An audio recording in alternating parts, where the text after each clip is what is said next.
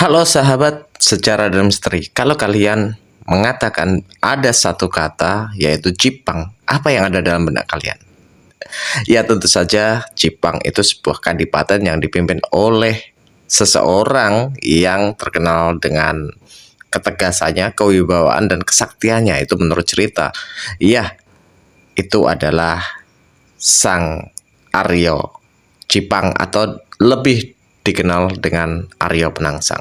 Tapi apakah kalian tahu bahwa Telatah Jipang atau daerah Jipang itu merupakan saksi sejarah ratusan tahun dan menjadi saksi kejayaan kerajaan-kerajaan yang ada di tanah Jawa, mulai dari Medang hingga kerajaan Demak Bintoro. Dan bagaimana kisah-kisahnya dan juga misteri serta mitos-mitos apa tentang daerah Jipang ini nanti akan kita bahas dan kita kupas sejarah panjangnya. Tapi sebelum itu jangan lupa untuk subscribe, like, komen dan share channel ini, dan jangan lupa untuk menyalakan loncengnya biar kalian tidak tertinggal atau tidak kelewatan serial-serial lanjutan tentang sejarah Kadipaten Jipang. Ikuti terus channel Sejarah dan Misteri dan kita kupas satu persatu sejarah Jipang.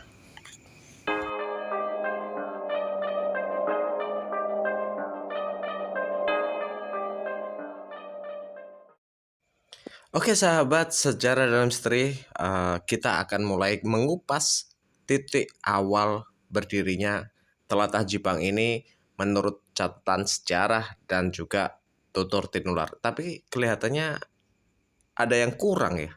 Apa itu ya?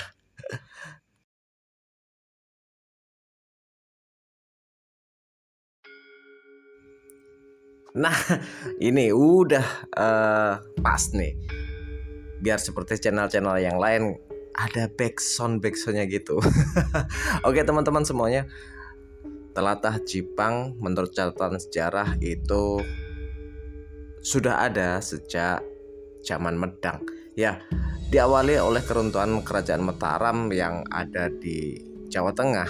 Ya, Empu Sindok membawa kerajaan Mataram itu menuju ke Jawa Timur atas saran dan masukan dari Mandala-Mandala, kerajaan-kerajaan Mandala yang ada di bawah kerajaan Mataram pada saat itu, terutama Kanjuruhan ya. Kerajaan Kanjuruhan yang menjadi Mandala kerajaan Mataram. Runtuhnya Mataram kuno itu disebabkan oleh terjadinya pemberontakan atau perebutan tahta dan juga disinyalir adalah bencana alam yaitu banjir dan letusan gunung Merapi.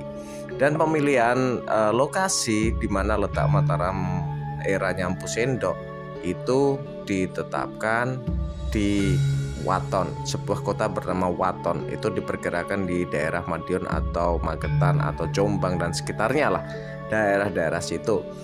Dan memang daerah itu sangat strategis karena didukung oleh dua sungai yang pada saat itu merupakan sumber sungai terbesar di Pulau Jawa, yaitu Sungai Solo dan Sungai Berantas. Kita nggak tahu apakah nama sungai itu dulu juga Sungai Bengawan Solo atau Sungai Berantas, tapi yang jelas saat ini adalah namanya Sungai Bengawan Solo dan Sungai Berantas.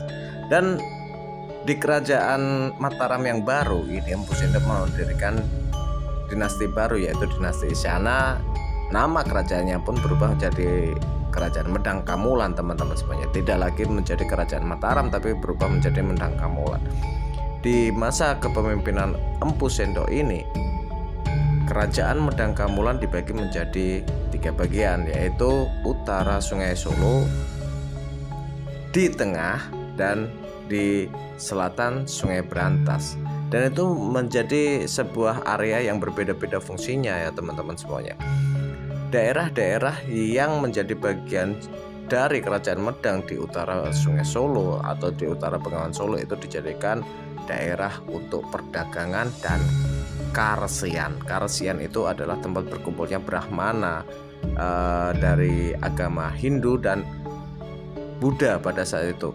Dan memang era pada saat itu Kerajaan Medang sudah menerapkan toleransi yang betul-betul luas, betul-betul menjunjung tinggi yang namanya perbedaan. Nah, untuk masalah pusat kepemerintahan itu ada di daerah tengah antara Sungai Bengawan Solo dan Sungai Berantas. Lalu untuk daerah di selatan Sungai Berantas itu digunakan oleh Empu Sendok sebagai pusat pertanian. Dan masa Empu Sendok ini banyak membangun fasilitas yang mendukung masalah ekonomi dan pertahanan teman-teman semuanya. Ya, seperti di bantaran Sungai Berantas, Empu Sendok pada saat itu membangun adanya waduk ataupun bendungan yang digunakan untuk mengairi persawahan.